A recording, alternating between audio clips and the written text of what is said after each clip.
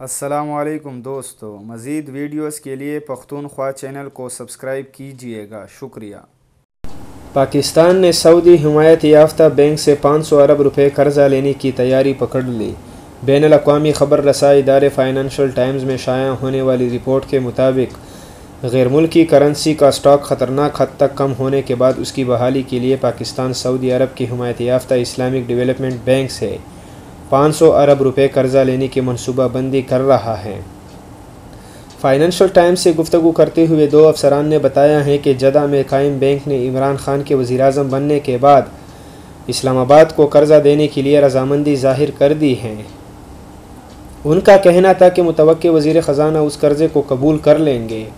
اسلام آباد میں ایک سینئر مشیر نے بتایا کہ اس سلسلے میں کاغذی کارروائی جاری ہے اور اسلامک ڈیولپمنٹ بینک اس قرضے کی منظوری دینے کے لیے پاکستانی حکومت کے چارج سنبھالنے کا انتظار کر رہا ہے۔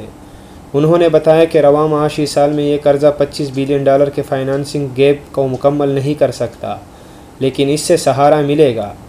وزارت عظمت سنبھالنے کے بعد عمران خان کے لیے سب سے اہم مسئلہ یہ ہے کہ اپنے اخراجات کے مسائل کو متوازن کیا جا سکے۔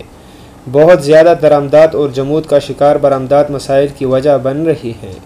افسران کا کہنا ہے کہ اس قرضے سے درآمد ہونے والے تیل کی قیمت ادا کرنی ہے۔ اسلامک ڈیولپمنٹ بینک کے ساتھ معاملات طے کرنے والے ایک افسر نے بتایا کہ یہ قرضہ سعودی حکومت کی حمایت سے حاصل کیا جا رہا ہے، کیونکہ سعودی عرب پاکستان کو موجودہ مسائل سے نکالنے کے لیے اپنا کردار ادا کرنا چاہتا ہے۔ پاکستانی کی جانب سے سعودی عرب میں فوجی دستے بھیجے جانے کے بعد اب پاکستان اور سعودی عرب قریب آ گئے ہیں۔